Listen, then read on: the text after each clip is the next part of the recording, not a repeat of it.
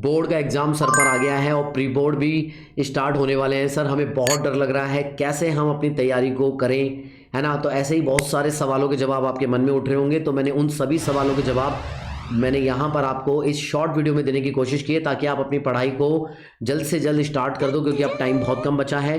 पहले मैं आपको एक लेटेस्ट अपडेट देने वाला हूँ सीबीएसई का, कि सीबीएसई ने एक नया सैम्पल पेपर रिलीज़ कर दिया है। बहुत सारे बच्चे बोलेंगे सर ये सैम्पल पेपर तो हमें पहले से पता है कि सीबीएसई ने सैम्पल पेपर रिलीज़ कर रखे हैं। नहीं मेरे बच्चों, कंफ्यूज मत होना। आपके यहाँ पर देखो तीन सैम्पल पेपर रिलीज़ कर चुके हैं। पहला सैम्पल पेपर अप्रैल में रिलीज़ किया था, वो सैम्पल पेपर नंबर 1 था। दूसरा sample paper additional sample paper के नाम से रिलीज़ किया था सितंबर मंथ में, जो आप लोगों को थोड़ा सा हार्ड लगा था। और तीसरा मेरे बच्चों सैम्पल पेपर जो कि सीबीएसई ने इस मंथ में रिलीज़ किया है, ये नया सैम्पल पेपर है, ठीक है ना। अब सबसे पहली बात तो ये कि आपको इसको कहाँ से देखें सर ये सैम्पल पेपर। तो देखो, आप सीबीएसई की वेबसाइट पर जाकर के, ऑफिशियल वेबसाइट पर जाओगे, वहाँ जाकर के भी आप इन सभी सैम्पल पेपर्स को डाउनलोड कर सकते हो, देख सकते हो। अगर आपको वो कॉम्प्लिकेटेड लगता है तो मैं अपने ऑफिशियल जो हमारा टेलीग्राम चैनल है वहां पर भी मैं इसको अपलोड कर दूंगा, ताकि आपको कोई परेशानी नहीं हो। वहां पर भी जाकर के आप उनको देख सकते हो, ठीक है ना। लिंक मैंने डिस्क्रिप्शन बॉक्स में दे दिया टेलीग्राम का, वहां पर जाकर के आप देख सकते हो। अब मैं बात करने वाला हूं मेरे बच्चों ऐसे बहुत सारे सवालों के जवाबों की, है ना, जो आपके मन में उठ रहे होंगे, ठीक है ना। तो चलो एक एक करके उन सभी सवालों के जवाबों की बात करते हैं। तो इस वीडियो में मैं इन सवालों को कवर करूंगा। पहला सवाल होगा कि जो सभी सैम्पल पेपर सीबीएसई ने रिलीज़ किए हैं, ये क्या हमें सॉल्व करने चाहिए, और अगर हम सॉल्व करते हैं तो हमारे लिए ये मेन एग्ज़ाम में कितने बेनिफिशियल होंगे। पहली बात तो ये। दूसरा सवाल ये है कि अगर मैंने इन सभी सैम्पल पेपर्स को सॉल्व कर लिया है तो क्या मुझे और एडिशनल सैम्पल पेपर सॉल्व करने चाहिए। तीसरा सवाल, अगर मेरे को एडिशनल पेपर सॉल्व करने चाहिए तो कितने सैम्पल पेपर्स मुझे लगाने चाहिए, और मुझे कितने सैम्पल पेपर्स करने चाहिए ये बताओ, और सैम्पल पेपर सॉल्व करने का फ़ायदा क्या होता है। चौथा क्वेश्चन बच्चों ये होने वाला है कि बहुत सारे बच्चों का दिमाग में ये रहता है कि कौन सा सैम्पल पेपर हम परचेज़ करें, किस टाइप के सैम्पल पेपर जो हैं, बहुत सारे पब्लिकेशन के सैम्पल पेपर उपलब्ध हैं, तो कैसे हम पता करें कि कौन सा सैम्पल पेपर बेस्ट होगा, है ना। तो उस पर हम बात करने वाले हैं। पांचवा, आपका प्री बोर्ड आने वाला है और आपके कोर्स कंप्लीट नहीं हुए हैं, तो कुछ टिप्स एंड ट्रिक्स बताओ जिससे हम अच्छे से मार्क्स को कवर करें और मेन एग्ज़ाम में हम अच्छे मार्क्स ला सकें। तो कुछ टिप्स एंड ट्रिक्स सब पे बात करेंगे इस पे हम। और छठा सबसे इंपॉर्टेंट ये है मेरे बच्चों कि मार्केट में भगदड़ मची हुई है कि कोर्स कंप्लीट करो, कोर्स कंप्लीट करो। तो बच्चों के ऊपर डाउट है कि क्वांटिटी पर फोकस करना चाहिए या फिर क्वालिटी पर फोकस करना चाहिए। तो इन सभी सवालों के जवाब मैं एक एक करके आपको देने वाला हूँ, बिल्कुल पॉइंट टू पॉइंट बात करेंगे, ठीक है ना। तो अब टाइम नहीं है बिल्कुल भी, मैं आपको बताने वाला हूँ बच्चों। तो बिल्कुल इस वीडियो के ख़त्म होने के बाद में आप बिल्कुल पढ़ने लग जाओगे और बिल्कुल टाइम वेस्ट नहीं करोगे, ये ध्यान में रखना। तब तो इस वीडियो को पूरा अंत तक देखना, वरना आप वीडियो को यहीं छोड़ सकते हो, ठीक है ना। तो इसलिए मैं इसी वीडियो में ये आपको स्ट्रेटजी बताने वाला हूं। तो चलिए बच्चों, एक एक करके सभी सवालों के जवाब मैं आपको देने की कोशिश करता हूं। आ जाओ फटाफट। देखो, सीबीएसई की जो तीनों के तीनों जो सैम्पल पेपर रिलीज़ किए गए हैं, इनका डायरेक्टली बेनिफिट तो ये है कि अगर पहले के पैटर्न्स को, पहले के एग्ज़ाम्स जितने भी हुए हैं उनके आधार पर अगर मैं आपको बताऊं तो बच्चों, ये जो सैम्पल पेपर्स है ना, उनमें से कुछ questions directly as it is उठ करके आपके मेन एग्जाम में आ जाते हैं। ये तो आपका डायरेक्ट बेनिफिट हो गया। दूसरा मेरे बच्चों, इनडायरेक्टली बेनिफिट क्या होगा अगर आप इन तीनों सैम्पल पेपर्स को सॉल्व करते हो। तो देखो बच्चों, आपको एक तो क्या पता चलेगा कि आपको तैयारी किस डायरेक्शन में करनी है, सीबीएसई के माइंडसेट का पता चलेगा और आपके क्वेश्चंस के लेवल का पता चलेगा कि किस टाइप्स के क्वेश्चंस अब आपको सीबीएसई मेन बोर्ड एग्जाम में मिलेंगे। आप अपनी तैयारी सही डायरेक्शन में कर रहे भी हो या नहीं कर रहे हो, इन सभी चीज़ों का अंदाजा आप लोगों को हो जाता है।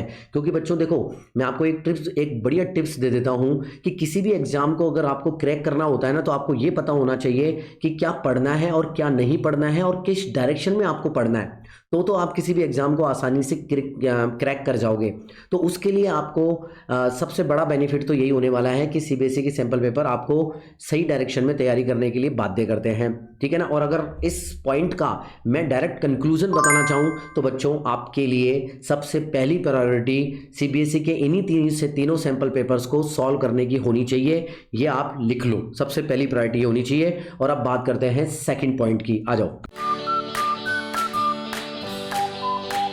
हाँ बच्चों, आपको एडिशनल सैंपल पेपर सॉल्व करने चाहिए। और हर बच्चे को मैक्सिमम सैंपल पेपर सॉल्व करके ही मेन एग्ज़ाम में जाना है, क्योंकि बच्चों आप जितना ज़्यादा सैंपल पेपर्स करोगे उतना ज़्यादा आपका टाइम मैनेजमेंट बढ़ेगा, आपकी स्पीड बढ़ेगी और उससे आपका क्या होगा बच्चों, मेन एग्ज़ाम में पेपर नहीं छूटेगा और टाइम पर कंप्लीट हो जाएगा। अगर हम मान लेते हैं आपने कोई किसी प्रकार का सैंपल पेपर सॉल्व नहीं किया है और डायरेक्ट एग्ज़ाम में चले गए हो, तो बच्चों आपको आता तो होगा लेकिन आप उस पेपर को टाइम पर कंप्लीट नहीं कर पाओगे और आपका जो पेपर है वो बीच में ही छूट जाएगा, आधा छूट जाएगा।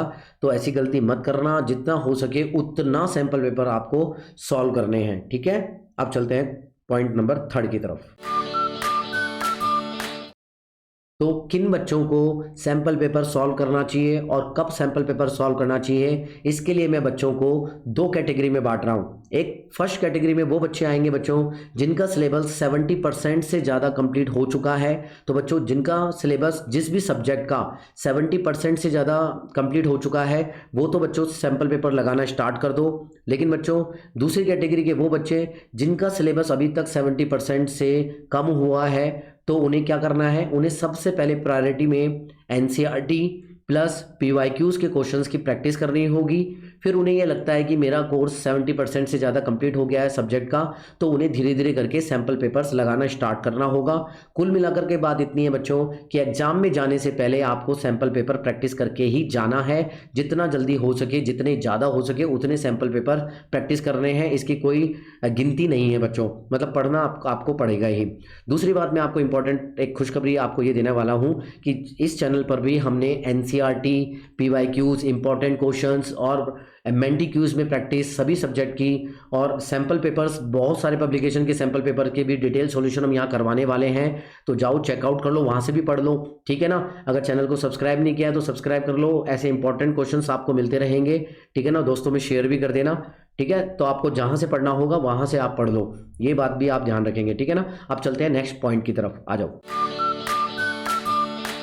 तो बच्चों सबसे इंपॉर्टेंट बात तो ये है कि सैंपल पेपर सॉल्व कैसे करना है। बहुत सारे बच्चे ऐसी गलतियां करते हैं, हो सकता है कि आप भी यही गलतियां कर रहे होंगे कि कुछ बच्चे क्या कर रहे होते हैं कि एक क्वेश्चन को सॉल्व करते हैं, फिर उसका सॉल्यूशन देखते हैं, फिर दूसरा क्वेश्चन सॉल्व करते हैं, उसका सॉल्यूशन देखते हैं। और बहुत सारे बच्चे तो ये भी करते हैं कि थोड़ा सा सैंपल पेपर आज कर लिया, थोड़ा सा सैंपल पेपर मन में आया तो कल कर लिया, आधा सैंपल पेपर परसों कर लिया। इस तरीके से बिल्कुल भी नहीं करना है आपको बच्चों क्या करना है, जैसे एग्जाम का जो माहौल होता है उसी तरीके से आपको एकांत में बैठना है, ठीक है ना। ये काम करना ही है। दूसरा, आपको क्या क्या लेकर के बैठना है, आपको एक घड़ी लेकर के साथ में बैठनी है ताकि आप टाइम मैनेजमेंट कर सको, आपको पता चले कि आपने ये पेपर कितनी देर में कंप्लीट करा। दूसरा, आपको वही स्टेशनरी साथ में रखनी है जो एग्जाम में रखनी है, पानी की बोतल लेकर के रखनी है। और फिर वन शॉट आपको ये क्वेश्चन पेपर खत्म करने हैं। आपको मैं बता दूं कि शुरुआत में आपको हो सकता है कि प्रॉब्लम आए, आपका मन करे कि मैं सॉल्यूशन देख लूं, लेकिन नहीं देखना है। आपको क्या करना है, जो जो क्वेश्चन आप करते जा रहे हो, मान लो आपको नहीं आता है तो उस पर क्रॉस मार्क लगाओ, जो आता है उसका सॉल्यूशन करो, चाहे आप 2 ही क्वेश्चन क्यों ना करो लेकिन करो, ठीक है ना। और फिर देखो कि आपने कितने क्वेश्चन सॉल्व किए हैं और कितने क्वेश्चन सॉल्व नहीं किए हैं। उसके बाद में आप उठ करके आप एनालिसिस करो कि कौन सा चैप्टर और कौन सा जो टॉपिक है वो वीक है। इस तरीके से आपको अपनी स्ट्रेटजी पता चलेगी, राइट। और अब आपको महसूस भी हो रहा होगा कि हाँ यही तरीका बेस्ट है, लेकिन अपने मन को मनाना कि नहीं करना है, अपने को ये काम नहीं आता है तो भी अपने को आगे सारे क्वेश्चन पढ़ने हैं, टिक मार्क लगाना है, क्रॉस करना है और जो जो आते हैं उनका डिटेल सॉल्यूशन करके आपको फिर उस सीट से उठ जाना है और देखना है कितने टाइम में आपने किया। अगर ये प्रयास आप निरंतर करते हो तो आपका जरूर मेरे बच्चों टाइम भी बढ़ेगा, है ना। जब ये कर लोगे ना बच्चों, आप ये सारे सैंपल पेपर धीरे धीरे करोगे तो आपको देखना स्पीड बढ़ने लग जाएगी और आपके कंसेप्ट भी क्लियर हो जाएंगे सारे के सारे। तो ये स्ट्रेटजी आपको अपनानी है, ये बेस्ट स्ट्रेटजी है। अब पढ़ने बैठ जाना, ठीक है ना। अब करते हैं नेक्स्ट पॉइंट की बात, आ जाओ। तो बच्चों सबसे ज़्यादा कंफ्यूजन तो बच्चों को इस बात का है कि सर कौन सा सैंपल पेपर परचेज करें। तो बच्चों जिस भी सैंपल पेपर्स में ये पॉइंट इंक्लूड हो वो सैंपल पेपर बेस्ट है। आप चाहो तो एडुकाजॉन का भी सैंपल पेपर परचेज कर सकते हो। ये वेल एक्सपर्ट्स के द्वारा डिजाइन किया गया है, जिनको ये एक्सपीरियंस है कि इस साल कौन कौन से ऐसे क्वेश्चन हैं जिनके आने की संभावनाएं ज़्यादा हैं एग्जाम में, उन्हीं क्वेश्चन को इन सैंपल पेपर्स में इंक्लूड किया है। और ये पूरा सैंपल पेपर आपके लेटेस्ट सिलेबस 2024 के अकॉर्डिंग है, जिसमें मैक्सिमम कॉम्पिटेंसी बेस्ड क्वेश्चंस को भी इंक्लूड किया गया है और आपके सीबीएसई ने जितने सैंपल पेपर रिलीज किए हैं उनके डिटेल सॉल्यूशन इस सैंपल पेपर में आपको मिल जाएंगे। ठीक है मेरे बच्चों, और 10 सैंपल पेपर आपको अलग से प्रैक्टिस के लिए दिए गए हैं, जिसमें 5 sample paper solved sample paper हैं और 5 अनसॉल्व्ड सैंपल पेपर है। इन सभी क्वेश्चंस को प्रैक्टिस करके आप अपने टाइम को मैनेजमेंट कर सकते हो और एग्जाम में फोड़ कर आओगे, ये मेरी गारंटी, अगर सैंपल पेपर अच्छे से सॉल्व करते हो तो। लिंक मैं डिस्क्रिप्शन बॉक्स में दे दूंगा, जाकर के परचेज कर लो। बिल्कुल भी टाइम नहीं है, प्रैक्टिस करो और अपनी तैयारी को धारदार कर लो। ठीक है मेरे बच्चों, अब करते हैं नेक्स्ट पॉइंट की बात, आ जाओ। तो बच्चों इस वीडियो का सबसे इंपॉर्टेंट पॉइंट ये है कि सर क्वांटिटी पर फोकस करना चाहिए या क्वालिटी पर फोकस करना चाहिए। इसको मैं आपको 2 स्टूडेंट का एग्जाम्पल देकर के मैं समझाना चाहूँगा ताकि आपको अच्छे से समझ में आ जाए। ठीक है मेरे बच्चों, एक मोनू नाम का बच्चा है और एक सोनू नाम का बच्चा था। देखो मोनू नाम के बच्चे ने क्या किया बच्चों, अभी तक 10 में से 6 ही चैप्टर उसने कंप्लीट करे थे, लेकिन उसने जो ये चैप्टर कंप्लीट करे थे वो बिल्कुल समझ करके, कंसेप्ट बिल्ड करके और ज़्यादा से ज़्यादा उन चैप्टर्स की प्रैक्टिस करके, क्वेश्चंस की प्रैक्टिस करके कंप्लीट करे थे। ठीक है मेरे बच्चों, वहीं सोनू नाम का जो बच्चा है उसने भग करके, उसके दिमाग में एक ये था कि मुझे कैसे भी करके कोर्स को कंप्लीट करना है, तो उसने 1 शॉट वीडियो देखे और अपने मन में ये भ्रांति बना ली कि मुझे सब कुछ आता है और मेरे सारे के सारे जो सब्जेक्ट है वो कंप्लीट हो गए हैं, चैप्टर कंप्लीट हो गए हैं, 10 के 10 चैप्टर कंप्लीट हो गए हैं। लेकिन जैसे वो मेन एग्जाम का रिजल्ट आता है, एग्जाम दे करके आते हैं मोनू और सोनू, तो बच्चों पाया जाता है कि मोनू का जो मार्क्स थे वो बहुत ज़्यादा अच्छे थे सोनू से। तो मुझे एक बार तो ये कमेंट करके बताओ कि आप किस कैटेगरी में आते हो और आपका ओपिनियन क्या है कि मोनू के मार्क्स ज़्यादा क्यों आए सोनू के, जबकि सोनू का तो कोर्स कंप्लीट हो गया था लेकिन मोनू का नहीं हुआ था, फिर भी मोनू के मार्क्स ज़्यादा आते हैं। आपका ओपिनियन क्या है वो बताना। तो मेरे अकॉर्डिंग तो बच्चों देखो, मोनू के मार्क्स इसलिए ज़्यादा अच्छे आए क्योंकि उसने समझ करके जितने क्वेश्चंस पढ़े थे, जितने चैप्टर्स पढ़े थे, वो एग्जाम में आए तो उसमें वो फुल में से फुल मार्क्स लेकर के आया।